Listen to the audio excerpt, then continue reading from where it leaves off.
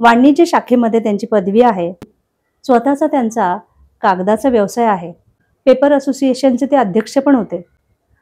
आणि हे सगळं करताना टाकाऊतून टिकाऊ या संकल्पनेनुसार घरातच ओला आणि सुका कचरा याचं वर्गीकरण कसं करायचं आणि आपल्या छोट्याशा बाल्कनीमध्ये सुद्धा किंवा मोठ्या टेरेसवर सुद्धा हवी त्या फळझाडांची फुलझाडांची बाग कशी सजवायची याचं ते आपल्याला मार्गदर्शन करणार आहेत. चला तर मग जाणून घेऊया त्यांच्याकडून. आपल्याकडे आलेले पाहुणे आहेत संजयजी तांबोळी. नमस्कार. संजयजी, तुमचं माझ्या पॉडकास्टवर हार्दिक हार्दिक स्वागत. नमस्कार. हा छंद कसा काय तुम्हाला लागला झाडांचा?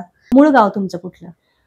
माझं मूळ गाव पडघा, तालुका भिवंडी, जिल्हा ठाणे येथे आहे. आणि मी व्यवसाय आणि शिक्षणानिमित्त पुण्यामध्ये आलो. बर. आणि मग पुण्यात आल्यानंतर शिक्षण पूर्ण झाल्यानंतर जसं मला समजायला लागलं, म्हणजे ह्या बाबतीत रुची वाढायला लागली, आवड निर्माण झाली. मग हळूहळू एक एक कुंडीतनं एक रोप लावून त्याचं परीक्षण करायला सुरुवात केली. मला काय अडचणी येतात हे मी आमच्या समय जे काही आहेत बागप्रेमी ज्यांना माहिती आहे त्यांना विचारायला सुरुवात केली. मग हे ज्ञान आपण का आत्मसात करू नये, मग याच्या खोलामध्ये जायला सुरुवात केली. विविध प्रकारचे प्रयोग पण मी स्वतः केले, घरी केले. की कुंडी भरण्यापासून, आता कुंडी भरताना पण कुठले घटक वापरले गेले पाहिजेत, काय वापरलं तर काय परिणाम होईल, असं करत करत मी ह्या आत्ताच्या याच्यापर्यंत आलेलो आहे. म्हणजे थोडक्यात स्व अनुभवावर आलेलो आहे. मला असं म्हणजे मी कुठे असं कोर्स वगैरे काही केलेलं नाहीये. पण प्रेक्षकांना मला सांगायला आवडेल, जरी संजयजी आता सांगत असले कोर्स केलेला नाही, त्यांची स्वतःची एवढी मोठी बाग आहे आणि अनेकविध प्रकारची तुमच्याकडे फुलं मी पाहिलेली आहेत आणि खूप झाडांचं तुम्हाला नॉलेज आहे.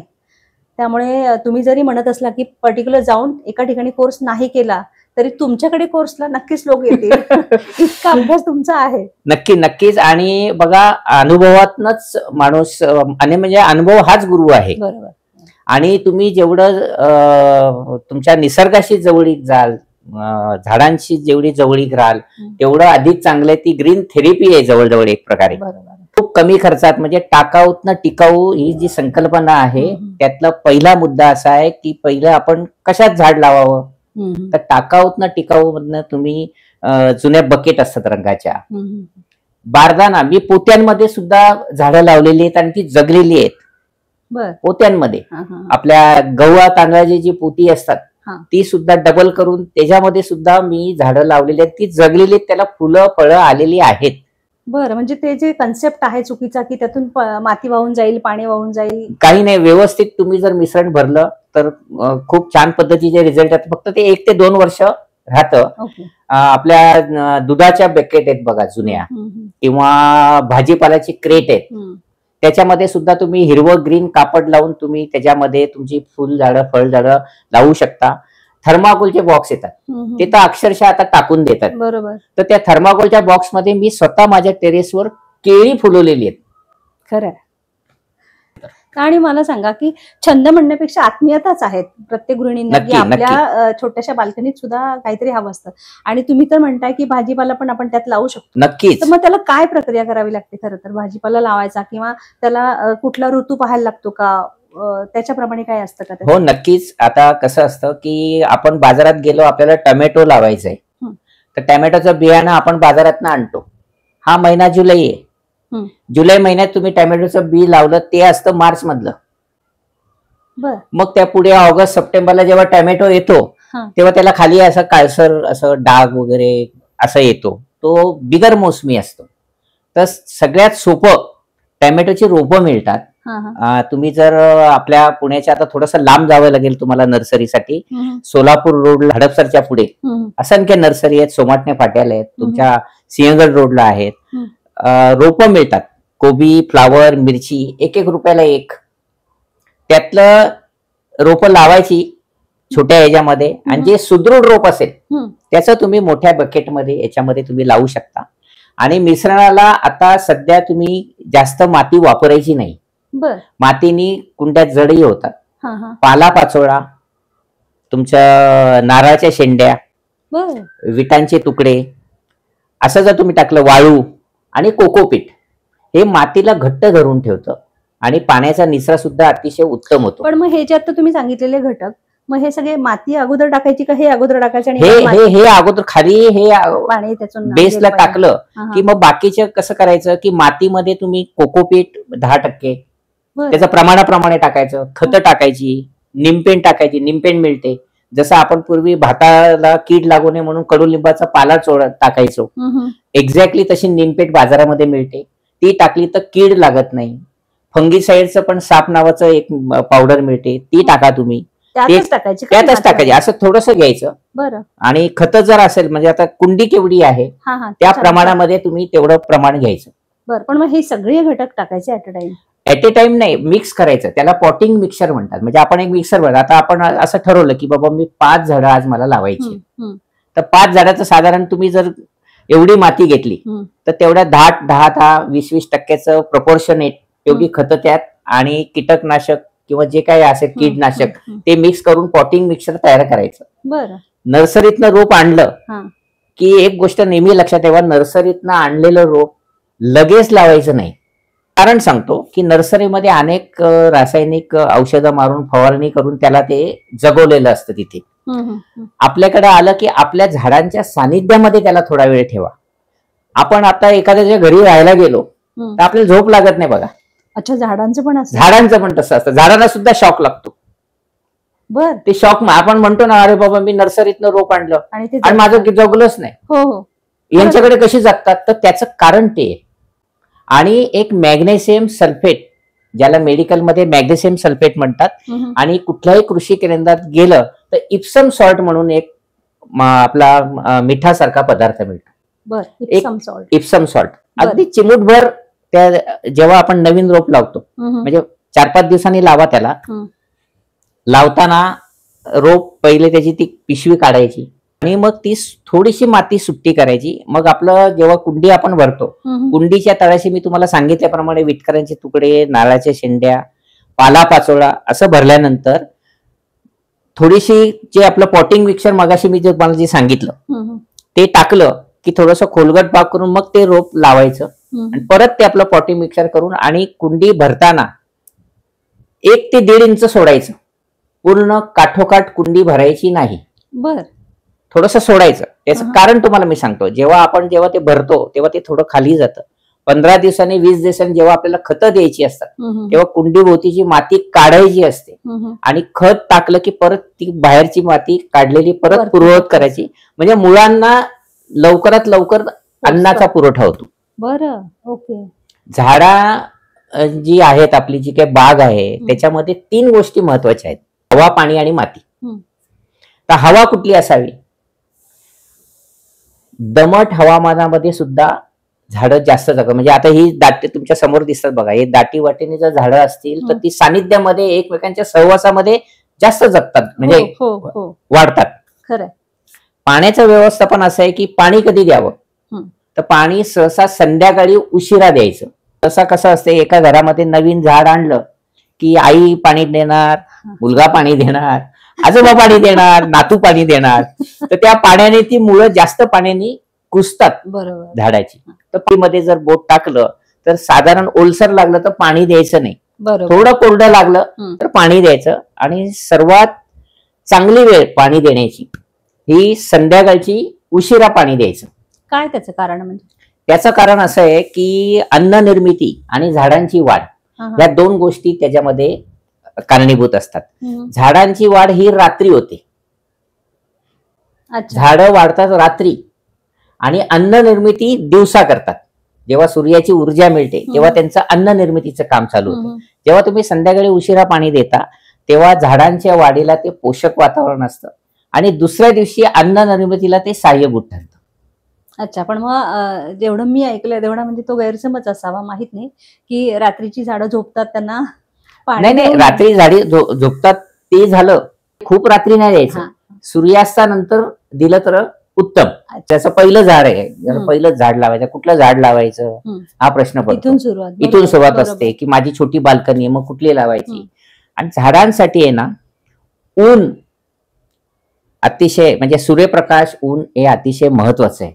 हवा, सूर्यप्रकाश आणि पाणी हे सगळ्यात महत्वाचं आहे झाडं जगण्यासाठी. तुमच्याकडे ऊन नाही आलं तर माझी तुळस जगत नाही, माझे गुलाब जगत नाही. मग त्यासाठी सावलीतली झाडं आहे, बरोबर, बरेचसे आहे. म्हणजे स्नेक प्लांट परीक्षण पण माहिती पाहिजे, माहिती पाहिजे. आणि तुम्हाला फुलं पाहिजे असते तर तुम्ही म्हणजे सूर्यप्रकाश हा अतिशय गरजेचा आहे. तुम्ही ओला आणि सुका कचऱ्याचं वर्गीकरण करून कंपोस्ट खत सुद्धा निर्मिती घरातच करायची, ते जरा प्रेक्षकांना हो, नक्की नक्की नक्की कसं करायचं? अगदी नक्की. अतिशय चांगला प्रश्न आहे. आणि माझी सर्वांना अशी हात जोडून विनंती आहे की आपल्या घरातला ओला कचरा म्हणजे काय, तर आपण जी भाजीपाला आणतो त्याची देठ असतात, फळांच्या साली असतात, असे जे काही घटक असतात त्याचं आपण कंपोस्ट करायचं म्हणजे काय की त्याचं म्हणजे आपल्या वडाच्या झाडाखालची माती आणून, म्हणजे कल्चर ज्याला आपण म्हणतो, जसं आपण विरजण म्हणतो, विरजण आपण दह्याला दही लावतो, तसं कंपोस्ट साठी म्हणजे माती तयार होण्यासाठी वडाच्या झाडाखालची माती जर आणली तर ते तुम्हाला विरजण म्हणजे कल्चर म्हणून उपयोगी पडतं. मग वडाच्या झाडाखालची म्हणजे वड हा आपला सर्वात मोठा वृक्ष आहे आपल्या देशी वृक्षामधला, आणि तो परिपूर्ण म्हणजे त्याची जी माती आहे ती अतिशय समृद्ध असते. म्हणून ते वडाच्या झाडाखालची माती घेतली का ती त्याच्यातनं तुमचं विघटन जे आहे इतर घटकांचं ते लवकर होतं. आणि कंपोस्ट म्हणजे काय की आपण का करायचं कंपोस्ट, तर आता नागरीकरण प्रचंड वेगाने वाढलेलं आहे आणि आता पूर्वी एकत्र कुटुंब पद्धती होती, तर आता कमीत कमी एका कुटुंबाची 4 कुटुंब झालेली आहे. बरोबर. तर 4 ठिकाणी कचरा गोळा होतो. 4 ठिकाणचं वर्तमानपत्र येतं, तुमच्या वह्या पुस्तकं आहेत, तो कोरडा कचरा झाला. आणि ओला कचरा हा नेहमी वेगळा करा. वेगळा करून जर त्याचं वर्गीकरण केलं तर आपण जे महानगरपालिकेचा जो सेवक वर्ग आपल्याकडे येतो, या सेवक वर्गाला आपण जे त्यांना जे नाईलाजाने काम करायला लागतं, त्यांना पण तो वास आपल्याला सहन होत नाही. 2 दिवस आपल्या घरामध्ये कचरा राहिला तर त्यांना किती त्रास होत असेल. तर त्यांच्यावरची पण जबाबदारी किंवा जे काही काम आहे ते आपण कमी करण्याचं नक्की गृहिणींनी हा प्रयत्न करावा. आणि माझा कचरा माझी जबाबदारी हा प्रयोग नक्की अंमलात आणा. आणि काही त्रास होत नाही. तुमच्या किचनच्या सेल्फ खाली सुद्धा आता नवीन मार्केटमध्ये बऱ्याचशा बकेट आलेल्या आहेत कंपोस्टच्या, त्या तुम्हाला तिथे ठेवता येतात. त्याच्यातनं येणारे जे पाणी आहे ते जे पाणी त्याला कंपोस्ट टी म्हणतात. जसं आपण चहा घेऊन तरतरीत होतो तसं झाडांना सुद्धा तो चहा द्या ना. तुम्ही चहा घेता, झाडांना कधी देणार, तर त्याचा तुम्ही ते जे काही पाणी येतं त्याचा चहा देऊ शकता. कंपोस्ट करताना ओलं झालं, जास्त पाणी असं वाटलं तर चिकचिक झालं तर आपला पुठ्ठा असतो, जसं आपण बॉक्स येतो, टीव्हीचा बॉक्स असतो, कार्टन बॉक्स असतात, त्याचा एक छोटासा तुकडे 3-4 करून ते कंपोस्टच्या बिन मध्ये टाकले की ते ओलावा शोषून घेतं. आणि जर चिलटं वगैरे खूप झाली तर तुम्ही थोडीशी हळद टाकली तरी त्यातली चिलटं कमी होतात. आणि अत्यंत सुंदर कसं तयार झालं हे जर ओळखायचं असेल तर जसा पहिला पाऊस पडल्यानंतर जसा मृदुगंध म्हणजे मातीचा जसा सुगंध येतो तसा तुमच्या कंपोस्टला येतो. आणि जेव्हा तुम्ही त्याचा लाडू वळाल तो पटकन सुटतो, म्हणजे पूर्ण तयार झाल्यानंतर. क्या बात आहे. अतिशय सुंदर. आणि जसं आपलं प्रचलित शब्द आहे, आपण पैसे काढायला एटीएम वापरतो, एटीएम, तसं कंपोस्टच्या बाबतीत सुद्धा एटीएम ही त्रिसूत्री नेहमी लक्षात ठेवा. A for air, T for temperature आणि एम फॉर मॉइश्चर. या 3 गोष्टीचं जर व्यवस्थित तुम्ही व्यवस्थापन केलं तर तुमचं कंपोस्ट अतिशय छान होईल.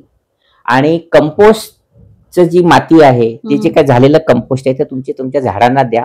आणि अतिशय सुंदर तुमची फळबाग फुलबाग अशी फुलवा. एक जरी टोमॅटो भेंडी जरी आली त्यातला आनंद जो तुम्हाला येणार तो अवर्णनीय आहे. बाजारातनं आपण आणतो ते कसं तयार होतं हे मी तुम्हाला सांगायला नको, किती रासायनिक त्याच्यामध्ये हे असतं. आणि एका कुटुंबाला तुम्ही अगदी पद्धतशीरपणे केलं, नियोजन केलं तर 10 ते 15 कुंड्यामध्ये तुमचं व्यवस्थित व्यवस्थापन होईल. म्हणजे जो काय रोजचा भाजीपाला आहे, म्हणजे तुम्हाला आज ह्या हंगामात काय पाहिजे तर तुम्ही आरामात ते करू शकता. एका ह्याच्यामध्ये मिरची आहे, कोथिंबीर आहे, तुमचं मेथी आहे, भेंडी आहे, टॅमॅटो आहे, अशा 15-20 कुंड्यामध्ये तुमचं छान व्यवस्थापन होईल. साधारण कुठल्या ऋतूमध्ये कुठल्या भाज्या लावाव्यात काय सांगू शकाल का? असं आता बघा, आता हा ऋतू जो आहे ना हा म्हणजे पावसाळा, हा हंगामच आहे. म्हणजे कधी जूनच्या पहिल्या आठवड्यापासून तुम्ही जर तुमचं रोप नवीन किंवा काय लावायला सुरुवात केली तर हवा दमट असते. उन्हाळ्यामध्ये नाजूक रोपं असतात, उन्हाच्या प्रखर उन्हामध्ये ती तग धरत नाही. जसं आपण लहान मुलाला टेरेसवर उन्हात ठेवणार आहे का, बर त्याचा पाण्याचं व्यवस्थापन पण. आणि पावसाचे जे पाणी आहे ना त्याच्यामध्ये नायट्रोजन असतं, ते हानिकारक नसतं झाडांना. नवीन रोप नेहमी पाऊस असतो ऊन कधीही तुम्ही लावलं हंगामाप्रमाणे. आता समजा आता हा पावसाळ्यामध्ये तुम्ही हे जे सगळे गुलाब म्हणजे कटिंग निघतात, त्या कटिंग सुद्धा ह्या पावसाळ्यातच सुरुवातीला चांगल्या रुजतात. बरं, तुम्ही उन्हाळ्यामध्ये कटिंग लावलं कुठले, आता समजा तुम्हाला गावठी गुलाब देशी गुलाब द्या मला सर, आम्ही दिलं देशी गुलाब त्यांना उन्हाळ्यामध्ये, ते टिकणारच नाही, तग धरणार नाही ती. जर तुम्ही जूनच्या सुरुवातीला ते कटिंग लावलं तर अतिशय आरामात होईल. आणि आता हिवाळ्यामध्ये आताची तयारी, तुम्ही शेवंती हिवाळ्यामध्ये येते, मोगरा येतो डिसेंबर मध्ये, तुम्हाला खरड छाटणी करावी लागते. असे प्रत्येक ऋतूप्रमाणे जसजसं तुम्ही ह्या बागकामाच्या याच्यामध्ये उतराल, तुम्ही स्वानुभवाने तयार व्हा. मी सांगून हे आम्ही तर सांगतोच आहोत तुम्हाला, किडीचं व्यवस्थापन सांगणार. आणि बघा सगळं घरामध्ये आपल्या, तुमच्यामध्ये कुंड्या तुमच्या घरामध्ये आहे, कुंड्यांना लागणारी झाडांना लागणारी माती तुमच्या घरामध्ये आहे. बरोबर. कुंड्यांना काही रोग झाला तर त्याच्या किडीचं पण तुमच्याकडे व्यवस्थापन घरातच आहे. झाडांना लागणारी खतं सुद्धा तुमच्या घरामध्ये आहेत, त्याची दुर्लक्षित आहेत. चहा झाला, चहा पावडर डस्टबिन मध्ये, कांदा कापला साल डस्टबिन मध्ये, लसूण सोलला साल डस्टबिन मध्ये, केळं खाल्लं साल डस्टबिन मध्ये. वापरा ना. केळ्यामध्ये पोटॅश असतं. कांद्याच्या सालीचं पाणी तुम्ही एक दिवस पाण्यात ठेवा ती सालं, दुसऱ्या दिवशी ते पाण्यामध्ये साधं पाणी मिक्स करून गुलाब, जास्वंदी, मोगरा, फुल झाडांना बांगडी पद्धतीने द्यायचं. मुळाजवळ पाणी कधी टाकायचं नाही खताचं, बांगडी पद्धत राऊंड पद्धतीने द्यायचं, म्हणजे ते हळूहळू बरोबर त्या मुळांना जातं. आणि बघा तुमची बाग कशी फुलते ते. दर 15 दिवसांनी खतं द्यायची, दर 15 दिवसांनी कुंडीभोवतीची जी माती आहे त्याला उकर द्यायची. म्हणजे कारण कसं असतं की जमिनीमधली जी झाडं असतात ती तर अन्नद्रव्य घेत असतात जमिनीतनं, पण कुंड्यांमधल्या झाडांना मर्यादा असते. आपण जे देऊ तेवढंच त्यांना मिळतं.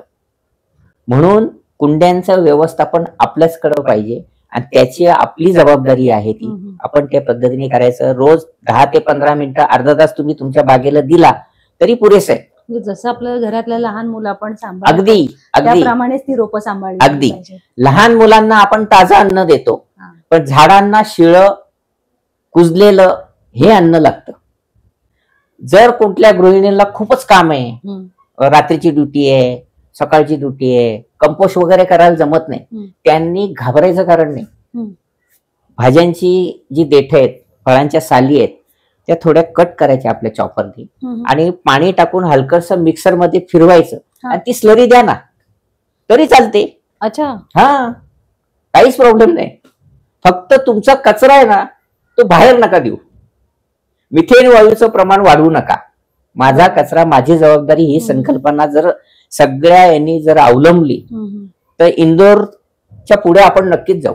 पुणे. तुम्ही सेमिनार पण घेतले, तुमचा गार्डन ग्रुप आहे. हो आहे. फार मोठी जबाबदारी तुम्ही पार पडताय किंवा बऱ्याच लोकांना तुम्ही यातून मार्गदर्शन करताय, त्याच्याबद्दल जरा प्रेक्षकांना सांगा. नक्की नक्की. माझा कचरा माझी जबाबदारी, कंपोस्ट आणि टाकाऊतनं टिकाऊ असे अनेक सेमिनार शाळा, सोसायटी, कॉलेजमध्ये झालेले आहेत. तसेच वृत्तपत्रातनं बरेचसे लेख आहेत याच्यावर की उन्हाळा आला, बाग सांभाळा, पावसाळ्यात आपली बाग कशी, उन्हाळा, पावसाळा आणि हिवाळा हे ऋतू बागेसाठी 3 ऋतू कसे महत्वाचे आहेत थोडक्यात माहिती देतो तुम्हाला. आता काय होतं, उन्हाळ्यामध्ये अचानक तापमान वाढतं, त्यांची पाण्याची गरज वाढते. बरोबर. मग अशा वेळेस काय करायचं, आणि वरून पण प्रखर ऊन असतं, मग काय करायचं, पाण्याच्या ताटल्या, आपल्या ताटल्या असतात ना त्या कुंड्यांच्या खाली ठेवायचं, वर पाणी थोडस खाली पाणी द्यायचं, मग ते बाष्पीभवन होऊन ते रोपांना मिळतं. आणि 4 तासापेक्षा 6 तासापेक्षा खूप कडक ऊन असेल, घरातलंच, मी तुम्हाला बाहेरचं काहीच आणायला सांगत नाही, जुन्या साड्या काठी लावून आच्छादित करा, रोपांना संरक्षण मिळतं. जसं आपण तर छत्री घेऊन जातो ना, आपल्याला उघडायची माहिती छत्री, रोपांना काय माहिती, त्याची काळजी आपणच घ्यायची. हे मी सगळं तुम्हाला सांगतो, हे घरातलंच आहे. बाहेरचं मिळतं, ग्रीन कापड मिळतं, ते तुम्ही लावू शकता, पण हे घरातलं मी तुम्हाला सांगतो, साध्या सरळ याच्यामध्ये. पावसाळा आला, पावसाळ्यात विपरीत परिस्थिती येते, खूप पाणी येतं, मग गोगलगाई होतात. कारण गोगलगाईंना कुंड्यांमध्ये स्विमिंग टँक मध्ये पोहल्यासारखं वाटतं, खूप पाणी असतं. अशा वेळेस त्या ताटल्या काढायच्या. खूप सुरुवातीचा जो पाऊस असतो तो वळवाचा पाऊस असतो बघा, अतिशय जोराने झाडं वगैरे हलतात, एका अंगावर पडतात. कुंड्या कोणी याच्यावर ठेवलेल्या असतात, टेरेसच्या त्या भिंतीवर, त्या खाली पडून अपघात होण्याचा संभव असतो. अशा वेळेस त्या कुंड्या खाली घ्यायच्या. त्या पावसाळ्यात पाणी नाही दिलं तरी चालतं, बघून द्या. जसं मी तुम्हाला सांगितलं, बोट कुंडीमध्ये टाकायचं, मातीला ओल असेल तर पाणी द्यायचं नाही, आणि तुम्हाला पानांवरनं लगेच कळतं त्याला काही गरज आहे का. हे झालं पावसाळ्यातलं, उन्हाळ्यातलं. आणि सर्वात महत्वाचा ऋतू, जसं आपण विश्रांती घेतो तशी झाडं सुद्धा विश्रांती घेतात. कधी घेतात? ते हिवाळ्यामध्ये. हिवाळ्यामध्ये झाडांचा विश्रांतीचा काळ असतो. आपल्याकडे पाहुणा येतो, तुमची टेरेस दाखवा. हिवाळ्यामध्ये फुलं कमी येतात, मग मी घरातली गृहिणीमध्ये फुलं कमी येतात, टाका खत. त्याला तुम्ही झोपेतल्याला जागा करून उठा, बोले काम करतो, त्याची एनर्जी तुम्ही वाया घालवता. हिवाळ्यामध्ये कृपया असं काही करू नका. हिवाळ्यामध्ये उदाहरणार्थ शेवंती, त्याचा बहर येतो. अशी 2-3 मोजकी झाडं आहेत की त्यांना बहर येतो. म्हणजे आपलं जास्वंद तर बारमाही आहे, गुलाब आहे. गुलाब सगळ्यात खादाड आहे बरं का. सगळ्या झाडांमध्ये गुलाब खादाड आहे. गुलाबाला खूप खायला लागतं, त्याला सारखं खायला द्या, आणि त्याला स्वच्छ ठेवा, कीड पण त्याला लवकर लागते. असं ह्या 3 ऋतूंचं जर तुम्ही व्यवस्थापन केलं तर तुमची बाग अतिशय समृद्ध होईल.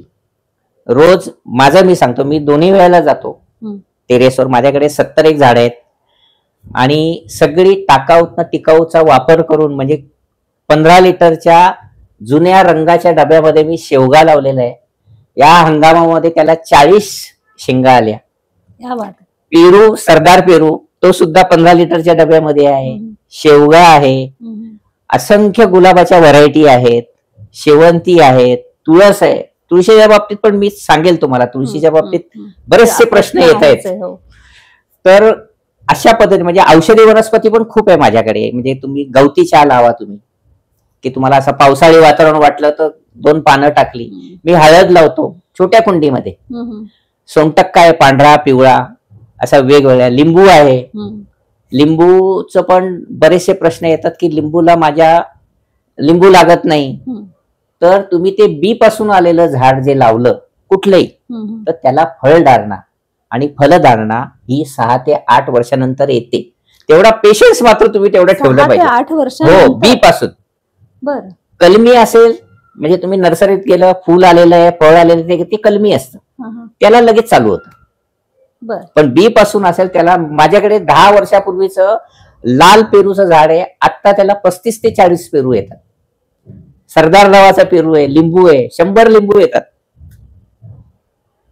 असं विविध प्रयोग तुम्ही करत जा. आणि नेहमी लक्षात ठेवा, जेव्हा तुम्ही बागेत जाल पाणी द्यायला किंवा खतं द्यायला, पिवळं पान दिसलं की प्रथम काढायचं. पिवळ्या पानाने काय होतं, तसंच ठेवलं तर त्याच्यावर कीटक जास्त आक्रमण करतात. आता एखादा वयोवृद्ध माणूस असेल, कमकुवत माणूस असेल, तर त्याच्यावर हल्ला झाला तर तो प्रतिकार नाही करू शकत. एक्झॅक्टली तसंच आहे. पिवळं पान काढून टाका, पानाच्या दोन्ही बाजूला नेहमी बघा, आणि झाडांवर प्रेम करा. नाही, तुम्ही हे मगापासून खूप छान संवाद आपला चाललेला आहे. पण मला सगळ्यात जास्त काय आवडतंय की जी काही उदाहरणं तुम्ही देताय ना, ती इतकी छान आहेत की ती कायमची लक्षात राहणारी आहेत. तुम्ही माणसांच्या आयुष्याशी त्या झाडांना जोडलेलं आहे अगदी, आणि फार सुंदर तुम्ही त्यांना संगीत ऐकवा. बरोबर. त्यांना प्रेमाने कुरवाळा, त्यांच्याकडे डिमांड करा की तू फुल मला फळ दे. त्यांनी नाही दिलं तर सांगा मला. संजयजी, खत आणि किडीचं व्यवस्थापन कसं करायचं? कधी द्यायचं असतं खत वगैरे? खत दर 15 दिवसातनं द्यावी. माती उकर द्यायची. आता तुमच्याकडे खत कुठलं शिल्लक नाही, तुम्ही हातबल व्हायचं नाही. तुमच्याकडे कांदा साल आहे, केळी साल आहे, सहज मिळणार आहे. ते आपली टरफल आहेत, म्हणजे फळांच्या साली आहेत, देठ आहेत, भाजीपाल्याची देठ आहेत, त्याची स्लरी करून तुम्ही सुद्धा देऊ शकता. कुंड्यांवरची माती थोडी 1 इंच अशी बाजूला काढून ठेवायची, खत द्यायचं, परत ती माती द्यायची. दर 15 दिवसांनी खतं द्यायची. खतं ही सकाळी द्यायची. त्याचं कारण सांगतो. खतं सकाळी का द्यायची? तर सकाळी मधमाशा, फुलपाखरू हे जे लोक येतात ना, हे आनंदाने बागडायला येतात याच्यामध्ये. तर त्यावेळेस टॉनिक झाडांना पाहिजे. झाडं अन्न निर्मिती दिवसा करत असतात, पण सकाळी जसा आपण सकाळचा नाश्ता जसा आपण राजासारखा करतो भरपेट, तसं त्यांना सकाळी द्यायचं. आणि संध्याकाळी किडीची फवारणी करायची. म्हणजे जनरली काय असतं, देखभाल नसल्यामुळे मावा जास्वंदीवर येतो, अशी रोज 4 ते 5 तक्रारी माझ्याकडे येतात. मावा म्हणजे पांढरा मावा. त्याचं कारण तुम्हाला मी सांगतो. काही गृहिणींना सवय असते साखर ठेवायची मुंग्यांना झाडाच्या जवळ, कबुतरांना काहीतरी ठेवायचं, पक्ष्यांना काहीतरी ठेवायचं, तर त्या अन्न पदार्थावर मुंग्या येतात. आणि मुंग्यांमुळे मुंग्या त्या मावा वहनाचं काम करतात, वर न्यायचं. त्यांची युती झालेली आहे. जशी आपण आता पक्ष्यांच्या युती बघतो ना, तशी त्यांची मुंग्यांची आणि मावेची युती झालेली असते. ते वर न्यायचं काम करतात. म्हणून कीड फवारणीसाठी संध्याकाळची वेळ नेमायची.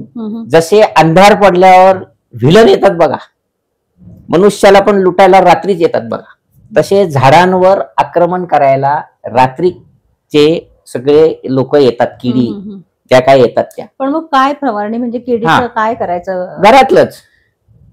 तुमच्याकडे लिक्विड सोप आहे, ऑइल आहे, नीम ऑइल असेल तर नीम ऑइल घ्या. कुठलंही घेतलं ते छोटं 5 ml घ्यायचं 1 लिटरला लिक्विड सोप ते.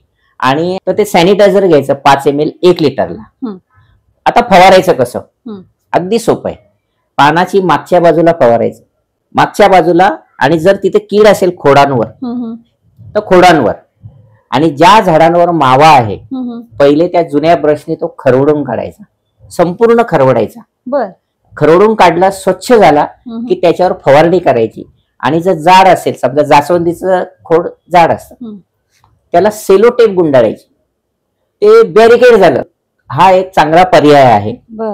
आणि हे सगळे तुम्हाला मी घरातले पर्याय देतो. बऱ्याच गृहिणी अशा आहेत की त्यांना शक्य नाही हे सगळं काही व्यवधानांमुळे किंवा त्यांच्या कामानिमित्तानं. मग बाहेरून जर काही खतं आणायची असतील किंवा बाहेरून किडी फवारणीसाठी काय हवं असेल मिळतं ना, तर त्याचं काय नाव आहे किंवा कुठलं खत आणायचं? बाहेरून जर तुम्हाला खत आणायचं असेल तर बोनमिल मिळतं, स्टेरामिल मिळतं, फिश मिल मिळतं. म्हणजे प्राण्यांचे जे अवशेष असतात त्याचे बारीक बारीक जे हाडांचे तुकडे असतात त्याच्यापासून ते बनवलेलं असतं. तुम्ही बाहेरून इनोराचं गांडूळ खत मिळतं, शेणखत कुजलेलं आहे, ते काय तुमच्या घरात होत नाही, ते तुम्ही बाहेरनं आणू शकता. गांडूळ खतामध्ये गांडुळाची अंडी पण असतात कधी कधी. ते थोडं एखादी मूठ प्रत्येकाला देत, त्यातनं गांडूळ निर्माण होतात. गांडूळ खत निर्मिती प्रकल्प आहेत. जसे कंपोस्टचे आहेत तसे गांडूळ खत निर्मितीचे प्रकल्प आहेत. बाजारात गेले तुम्हाला वेळ नाही म्हणता, मग एकदाच आणून टाकायचं, पॅकेट मिळतात ते, आणि ते टिकतात 6 महिने. असं काय त्याला काही एक्सपायरी, असं 6 महिने वर्षभर टिकतात. साफ नावाची फंगीसाईड पावडर आणा. आता पावसाळ्यामध्ये काय आहे, आपल्याला थंडी वाजली तर आपण चादर घेतो ओढून, हो, झाडांनी काय करायचं, ती फंगीसाईड टाकली, साफ पावडर, त्यात थोडीशी त्यांना कार्बन हे असल्यामुळे उष्णता मिळते त्यांना. आणि कुठल्या किडी वगैरे जास्त आक्रमण त्यांच्यावर होत नाही, त्यांची पण प्रतिकार शक्ती वाढते. फंगीसाईड दिल्यानंतर अजून एक औषध आहे, जसं नीम ऑइल तुम्हाला मी सांगितलं, तेही मिळतं बाजारामध्ये.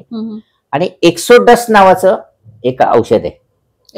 एक्सोडस ते गुलाबासाठी किंवा कुठल्याही, म्हणजे आता पानं श्रंक होतात, त्या रसशोषित किडे असतात, ते पानातला रस शोषतात. पानातला रस शोषल्यामुळे पानं अन्न निर्मिती करू शकत नाही. मग ते झाड मलूल होतं, पानं मलूल होतात, आपण घाबरतो काय झालं, तर झालेलं काही नाही. तर त्याला ते औषध आणि वेगळं, जसं आपण कुठे गेले की मेडिकलमध्ये जाऊन गोळी घेतो, औषध घेतो, एक्झॅक्टली तसंच आहे. कृषी केंद्र आहेत, स्वारगेटला आहे 2-3 ठिकाणी, एक नाईक आहे, शेती उद्योग भांडार आहे. कुठेही जा, जवळच्या कृषी केंद्रात जा, तुम्हाला तिथे सगळं नक्की मिळेल. पेपरची निर्मिती खरंच झाडांपासून होते का? आता तुम्ही झाडांचे तज्ज्ञ आहात आणि पेपरचा बिझनेस आहे, तर तो एक मला पडलेला मोठा प्रश्न की मग एवढी वृक्षतोड होते का खरंच कागद निर्मिती करताना? अतिशय चांगला प्रश्न आहे. मी बऱ्याचशा शाळा कॉलेजमध्ये सुद्धा आम्ही जनजागृतीपर अभियान केलेले. सर्वप्रथम हा अपसमज आहे सगळ्यांचा की कागदाची निर्मिती, भारतामधलं सांगतो मी तुम्हाला, आपण भारतामध्ये राहतो तर भारताबद्दलच बोलायला पाहिजे. भारतामधली कागद निर्मितीतला 75% 75 ते 80% कागद हा रद्दी कागदापासून निर्माण होतो, बगॅस पासून, कृषी वेस्ट पासून तयार होतो. बर. तुम्हाला जर हे प्रत्यक्ष बघायचं असेल तर पुणे सातारा रोडला सारोळ्याजवळ इंडो आफ्रिक पेपर मिल आहे. इकडे गंगा पेपर मिल आहे बेबेडोळला. तुमच्या चिपळूणला 3M पेपर मिल आहे. अशा असंख्य, उत्तर प्रदेशमध्ये तर असंख्य मिल आहेत. ते कशाचा वापर करतात तर आपली जुनी वर्तमानपत्र, रद्दी पुस्तकं, वह्या आणि आपले जे काय पुठ्ठे असतात, फ्रीजचे बॉक्स आहेत, टीव्हीचे बॉक्स आहेत, कार्टन, त्याच्यापासून बनवलं जातं. अतिशय सुसज्ज अशी यंत्रसामुग्री त्यांच्याकडे असते. तुम्ही दांडेकर पुलावर गेला तर रोज तुम्हाला गाड्या भरून वेस्ट पेपर जाताना दिसेल. बरोबर. आणि याचं आणि तुम्ही झाडांचं आणि कागदाचं विचारलं म्हणून तुम्हाला मी सांगतो, जर प्रत्येक गृहिणीने, प्रत्येक घराने जर ठरवलं की सुका कचरा आणि ओला कचरा वेगळा केला, तो सुका कचरा जर व्यवस्थित वर्गीकरण करून जर मनपाकडे किंवा त्या व्हेंडरकडे जर दिला तर भारतामध्ये आज रद्दी कागद सुद्धा आयात होतो. त्या रद्दी कागदावर भारताचे कितीतरी डॉलर्स असे खर्च होतात. तो खर्च वाचेल. हे कधी होईल? सुका कचरा ओला कचऱ्याचं वर्गीकरण केलं तर होईल. आणि कागद हा पर्यावरणपूरक आहे, तो मानवाचा मित्र आहे, तो विघटनशील आहे. त्याचा सढळ हाताने वापर करा, हे मी तुम्हाला यांच्या माध्यमातून सांगतोय. आणि कागदाबद्दलचे अपसमज दूर करा. सगळ्या झाडांपासून कागद बनत नाही. बर. काही हाताची बोट आहेत ना माझी, तेवढ्या ज्या काही मिल आहेत भारतामध्ये, त्या आपल्या झाडांपासून, लगद्यापासून कागद बनवतात. उदाहरणार्थ बल्लारपूर आहे, वेस्ट कोस्ट पेपर मिल आहे दांडेलीला. मग बल्लारपूर पेपर मिल काय करते की आजूबाजूच्या जे काही शेतकरी आहेत त्यांना प्लांटेशनला प्रोत्साहन देते. ही झाडं लावा, सुबाबूळ आहे, बांबू आहे, की ज्याच्यापासून लगदा तयार होऊन कागद तयार होईल. जसे आपण टॅमॅटो, द्राक्ष लावायला शेतकरींना हायर करतात व्यापारी, एक्झॅक्टली तसंच मिल करते. 5-6 वर्षांनी झाडं ती पूर्ण होतात. मग त्याचा कागद कापून, आणि जो काही आयात केला जातो तो इंडोनेशियामध्ये जास्तीत जास्त आयात केला जातो. तरी माझं पुन्हा एकदा सांगणं आहे ह्या माध्यमातनं की कागद सढळ हाताने वापर करा. भारतामध्ये सगळ्या झाडांपासून कागद बनत नाही, विशिष्ट झाडांसाठी बनतो. आणि सेव्ह पेपर सेव्ह ट्री हा जो काही मंत्र आहे तो तुम्ही अंमलात आणू नका. हे सगळं बहुराष्ट्रीय कंपन्यांचं खेळ आहे. अच्छा. भारतामध्ये ती परिस्थिती नाहीये. बऱ्याचशा जणांना माहिती नाही की भारतामध्ये कागद निर्मिती कशी होते. कोणी कागद कंपन्यांसाठी झाडं वेगळी लावत नाही, कोणी शेतकरी कोणीच लावत नाही, किंवा जंगलामध्ये पण असं कोणी असं वृक्षारोपण असं होत नाही, हे कागदाला उपयोगी आहे म्हणून. मग का असं कोणी त्याच्या खोलात जातच नाही ना. अवेअरनेस कमी आहे. आम्ही पण कमी पडतोय. आमची संघटना कमी पडते अवेअरनेसच्या बाबतीत. आम्ही सांगतो ना, आम्ही सकाळ पेपरच्या माध्यमातून सुद्धा 3-4 वर्षापूर्वी, आता 1 ऑगस्टला पेपर डे साजरा होतो, त्यानिमित्त आमची दुचाकी फेरी असते. आम्ही अत्यंत कमी होतो. पुण्यामध्ये 50 ते 60 कागद व्यापारी आहेत, जास्त नाही आहेत. ते अवेअरनेस आता आपलं. आणि कसं आहे, आम्ही सांगायला गेलो तर त्यांना, आम्हाला काय आमचा धंदा वाढवायचा नाही, आमचा धंदा खूप आहे. आणि अजून एक सांगतो, भारतामध्ये इतर देशांच्या तुलनेने पर कॅपिटा पेपर कन्झम्पशन अत्यंत अल्प आहे. आपण वापरलं पाहिजे. हे मात्र नवीन आहे माझ्यासाठी. तुम्ही गुगलला जा, पर कॅपिटा कन्झम्पशन बघा भारतातल्या लोकांचं आणि इतर देशांच्या, विकसित देशांच्या तुलनेने भारताचं बघा. मग या सगळ्यामध्ये घरातलं नियोजन कसं असतं तुमचं? या सगळ्यांमध्ये घरातल्या नियोजनाची जबाबदारी माझ्या पत्नीकडे आहे. तिची उत्तम साथ आहे, मला बिझनेसमध्ये पण साथ देते. एवढ्या 2च्या व्यतिरिक्त मी जेव्हा पुण्यामध्ये आलो तेव्हा मला असं जाणवलं की आमच्या समाजाचे, म्हणजे आमच्या वैश्य समाजाचे बरेचसे कुटुंब इथं आहेत, पण ते एकत्रित नाहीयेत. नोकरी आणि व्यवसाय निमित्त जे आमच्या वैश्य समाजाचे जे कुटुंब इथं आलेले आहेत त्यांना एकत्रित आणून पुणे जिल्हा वैश्य समाजाची सुद्धा मी स्थापना केलेली आहे. आणि त्यांचे सुद्धा संमेलन असेल, वर्षातनं 1-2दा भेटीगाठी असतील, त्याही आम्ही घेतल्या जातो. आणि तो एक कुटुंब, एक परिवार म्हणून आम्ही ठेवलेला आहे. सुद्धा वेळात वेळ काढून तुम्ही सामाजिक बांधिलकी पण जपताय. आपण ज्या समाजामध्ये राहतो त्या समाजाचा आपण देणं लागतो. बरोबर. या भावनेतनं हे सगळं आम्ही करत असतो. इतरही अनेक आहेत, सामाजिक उपक्रम आहेत, अनेक संघटनांशी जोडले गेलेलो आहे. अनेक संघटनेच्या माध्यमातून कार्यकर्ता म्हणून पण कार्यरत आहे. घरामध्ये त्यांचा जो काही गणेश उत्सव असतो तो फार मोठा असतो. काय सांगाल त्याच्याबद्दल? कारण खूप लांबून लोक ते पाहायला येतात. घरातला जो गणपती मी बसवतो त्याला आम्ही तांबोळी गणपती महोत्सव असं नाव दिलेलं आहे. पूर्वी मी बालाजीनगर मध्ये राहिला होतो, तर गेली असंख्य वर्ष उपक्रम माझे चालू आहेत. बालाजीनगरला असताना लहान मुलांना बोलवायचं, त्यांच्याकडनं फॅन्सी ड्रेस, स्टेजची भीती घालवायची, चित्रकला स्पर्धा, निबंध स्पर्धा अशा स्पर्धा घेऊन त्यांची स्टेजची भीती घालवायची. प्लस त्या क्षेत्रातले उत्तमोत्तम जे नावाजलेले कलाकार आहेत त्यांच्या हस्ते त्यांना बक्षीस द्यायचं. असं मी बालाजीनगरला असताना चालू केलं. आता शनिवार पेठेत आल्यानंतर मला चांगली जागा मिळाली, वेगळं 3x6चा एक छोटासा कॉर्नर मिळाला छानसा. मग तिथे मी देखावे उभे करायला सुरुवात केली, सामाजिक संदेश देणारे. पहिला देखावा केला होता तो माळींचा. माळींच्या देखाव्यामुळे मला डॉक्टर भोई सरांचं परिचय झाला, मार्गदर्शन मिळालं आणि गेली अनेक वर्ष त्यांच्यासोबत कार्यकर्ता म्हणून पण मी काम करत आहे.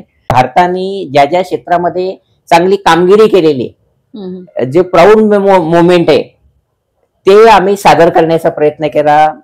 लाल किल्ला आपला जो आहे त्याच्यावर जो आपला तिरंगा फडकला त्याचं सादरीकरण असू दे, अग्नी क्षेपणास्त्राचं असू दे, नंतर रिओ ऑलिम्पिकचं असू दे, आता आपण T20 वर्ल्ड कप जिंकला.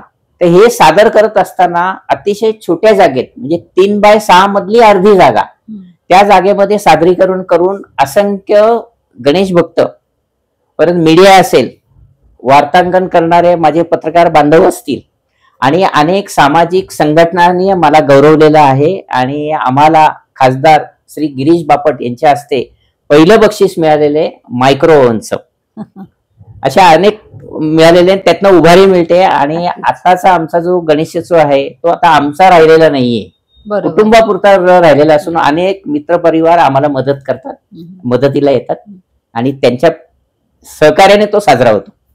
झाडांची आवड आहे, स्वतःचा बिझनेस आहे, सामाजिक कार्यामध्ये अगदी अग्रगण्य आहे आणि शिवाय घरामध्ये सुद्धा कमी नाहीये. इथे आलात, वेळ दिलात, आपण मला बोलवलं, बोलण्याची संधी दिल्याबद्दल आपल्या चॅनलचं आभारी आहे.